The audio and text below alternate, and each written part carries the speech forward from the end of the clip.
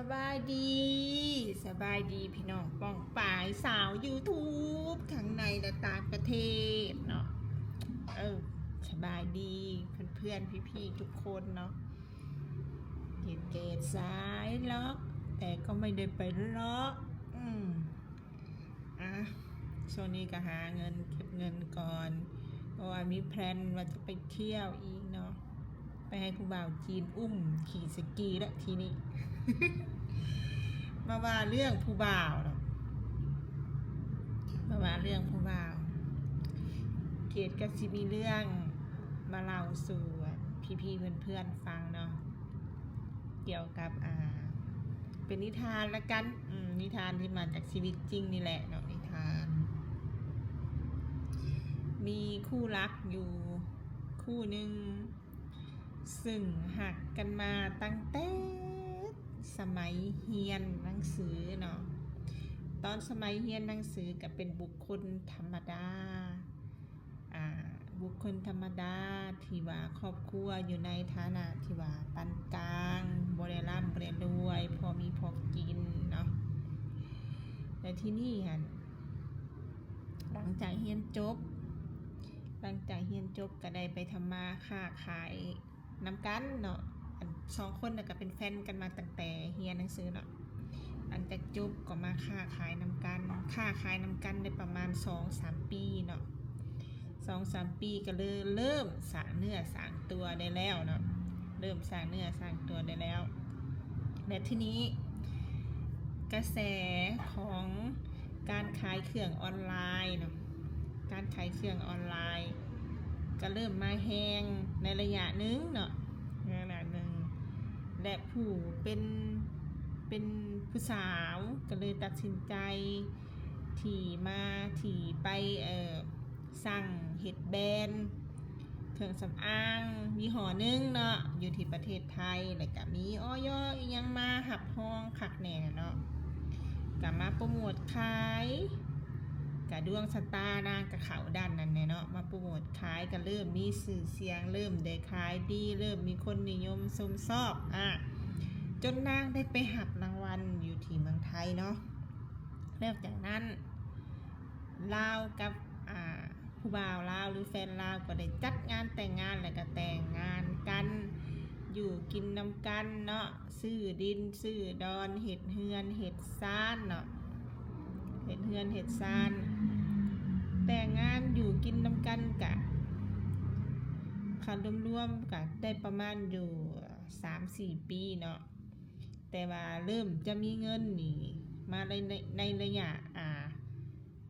ยะ2 ปีสุดท้ายเนาะก็คือย่างเข้าปีที่4เริ่มมีเงินมีคำที่ว่าอู้ฟู่ร่ำรวยจนเฮ็ดเฮือนหลังบักใหญ่สวยงามเนาะเฮือนก็เฮ็ดแล้วประมาณปี2 ปีนี่บ่เนาะในที่นี่เนาะที่นี่กะโพสต์รูปโพสต์หยังลงใส่ชีวิตหรูหราแล้วก็โพสต์รูปลงที่ว่าอยู่กินกับผัวอย่างมีความสุขสนุกสนานเป็นภาพที่ว่าหักกันหวานซื่นเนาะผู้ที่ติดตามผู้ที่เป็น FC กะชื่นชมเนาะชื่นชมแต่อยู่บ่อยู่มาวันหนึ่งเฮือนที่สร้างกะหาแล้วเนาะกะหาขึ้นกะหาไปอยู่ได้บ่พอฮอดปีก็เกิดเหตุการณ์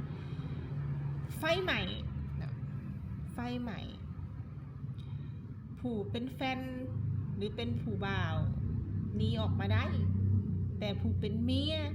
ที่มานอนอยู่ข้างกันอยู่ห้องเดียวกันหั่นผัดออกมาบ่ได้ทางผู้เป็นผัวได้กล่าวต่อเจ้าหน้าที่ที่มาถามว่าได้พาผู้เป็นเมียนั่นออกมาแล้วแต่บ่ฮู้ว่าผู้เป็นเมียนั่นกลับคืนเข้าไปยามใดเนาะแต่เป็นที่น่าสงสัยของชาวบ้านหั่นอย่าว่าเป็นหยังมื้อที่เกิดเหตุไฟไหม้นั้นคือบังเอิญแท้ที่ว่ามีแต่2 ผัวเมียนั้นอยู่ในเฮือนหลังเดียวหัน คนหับไส้ญาติพี่น้องซึ่งเคยอยู่หั่นกับบ่ได้อยู่ในมือที่เกิดไฟไหม้เนาะและลูกของเราก็บ่ได้อยู่ผันไปนอนเฮือนของแม่เขาก็ได้ตั้งข้อสงสัยและวิพากษ์วิจารณ์ในโลกออนไลน์แต่ผู้เป็นแม่และญาติพี่น้องของผู้เป็นเมียที่เสียชีวิตไปนั้นก็บ่ได้คิดเอะใจที่ว่า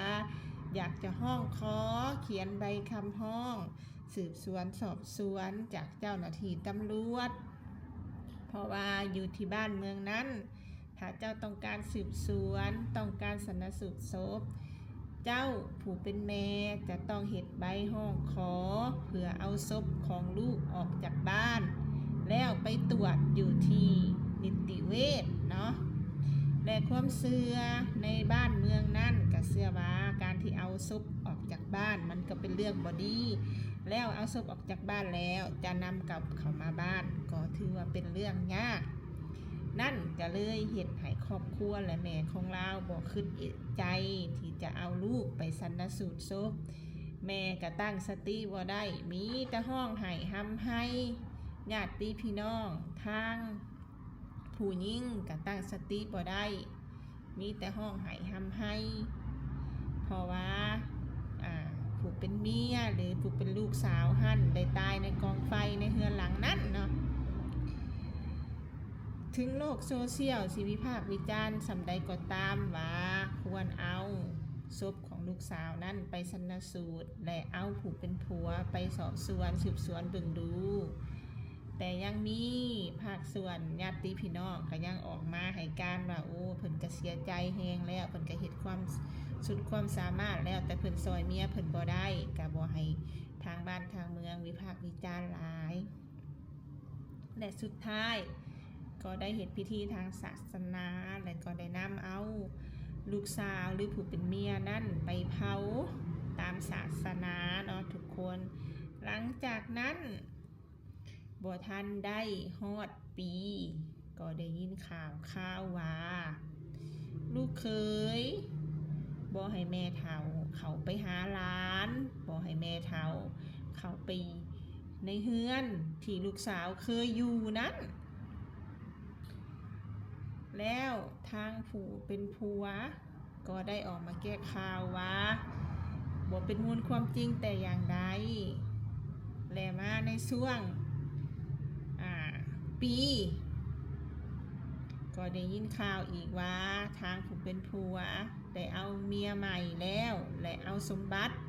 ที่ได้จากการปั้นคือเป็นสินสมสารระหว่างเมียกับผัวที่ปั้นให้แล้วส่วนหนึ่งก็เป็นส่วนของลูก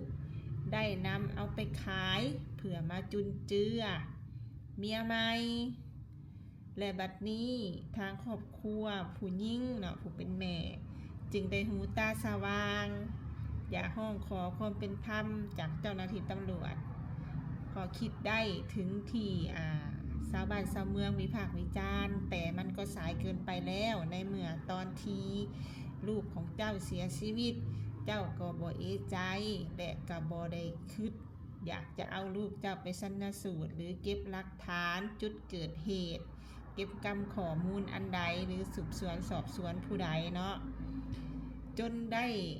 เห็นพฤติกรรมที่ผู้เป็นลูกเคยหรือชายที่เป็นที่หักของลูกหั่นแสดงท่าแท้ออกมาความจริงค่ะนะเนาะเรื่องที่ค่อยเล่านี่นะมันแสดงให้เห็นถึงว่าสิเกิดเหตุการณ์ยังกะยาครอบครัวของฝ่ายหญิงหรือฝ่ายชายก็ต้องตั้งสติรักษาสิทธิ์และทรัพย์สมบัติไว้ให้หลานเนาะในเมื่อกรณีที่ว่าผู้เป็นแม่เป็นเมียเป็นลูกสาวหั่นตายกระทันหันบ่ได้เขียนพินัยกรรมบ่ได้เขียนการแบ่งทรัพย์สมบัติได้ผู้เป็นแม่หรือเป็นพ่อของฝ่ายใดฝ่ายหนึ่งเมื่อฮู้ว่าสิ่งที่สร้างขึ้นมาที่เป็นเงินเป็นคำเป็นทรัพย์สมบัติแม่นทางฝ่ายใดเป็นผู้สร้างหลายกว่าหมู่ก็ควรจะไปรักษาสิทธิ์เขียนไว้ แบ่งกันแล้วเขียนไว้แล้วเส้นบ้านเส้นเมืองแล้วว่าเป็นสิทธิ์ของลูกผู้เป็นแม่เฒ่ามีสิทธิ์จะเอามาเก็บไว้เองบ่แม่นให้ผู้เป็นเคยจะเอามาเก็บไว้เพราะเปอร์เซ็นต์ที่ผู้เป็นเคยเป็นลูกเคยเป็นชายที่หักของลูกหั่นเขาก็จะไปเอาเมียใหม่อยู่แล้วแน่นอนและ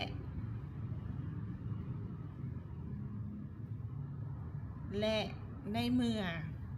ผู้ที่เป็นเคยจะเอาเมียใหม่แล้วก็ใครผู้เป็นเคยเอาส่วนที่ผู้เป็นเคยได้หั่นออกไปแล้วไปอยู่กับเมียใหม่ส่วนเฮือนซานบ้านซองรถกับป้าไว้ให้ลูกเพราะอนาคตข้างหน้าลูกก็ต้องได้ใหญ่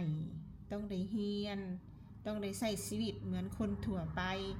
ในกรณีที่คนเป็นแม่นี่จะบ่ขายทรัพย์สินของลูกจะบ่ขายทรัพย์สินของผัวถ้าสมมุติว่าผัวตายจะบ่ขายถ้าบ่จำเป็นจะต้องใช้เงินหรือทุกข์ยากอีหลีในความรู้สึกของคนเป็นแม่นี่จะว่าอันนี้ก็ป้าไว้ให้ลูกอันนี้ก็จะไปป้าไว้ให้ลูกเฮาไปหาเอาใหม่ดีกว่าเพราะยังมีเหือมีแฮงมี2มือ2ตีนแต่ถ้าผู้ชายมันดีนะมันคิดแบบนั้นนะมันจะบ่ขายทรัพย์สินของลูกหรือทรัพย์สินของเมียเก่าที่ปะไว้แต่ควรเอาส่วนที่จะเป็นของเจ้าแล้วไปสู่เมียใหม่และเมียใหม่เองก็ควรแสดงจุดยืนที่ว่าข่อยก็เป็นคนมีฐานะผู้หนึ่งข่อยจะบ่เอาของผู้ตายมาใช้หรือจะมาเอาเป็นทรัพย์สินมรดกหรือเอามาใช้ในการแต่งงานอันนั้นจึงว่าเป็นเรื่องที่ดีอันนี้ก็เป็นนิทานสอนคนเนาะนิทานสอนคนกะฟังแล้วกะให้ทุกคนมีสติบ่ว่าสิเกิดอีหยังขึ้นก็ให้มีสติแนวใดเฮาควรเชื่อว่าเขาเป็นคนดีก็เชื่อแต่แนวใดเฮาบ่ควรเชื่อก็บ่ควรเชื่อเนาะควรจะพิจารณาตรวจสอบก่อนแม่นบ่แม่นก็ว่ากันไปเฮาก็ต้องตรวจสอบก่อนบ่แม่นสิว่าสายเกินไปมาเห็นธาตุแท้คนแล้วสิมาคิดตรวจสอบว่าตายจากเหตุภัยใหม่หรือตายเพราะถือผัวขาเอาทรัพย์สินไปให้เมียใหม่เนาะอันนี้ก็เป็นนิทานที่เกียรติมาเล่าเนาะก็ขอจบคลิปเพียงเท่านี้เด้อทุกคนเด้อเพราะว่าผมมีอีหยังลงก็เลยมาเล่าให้ฟังเนาะ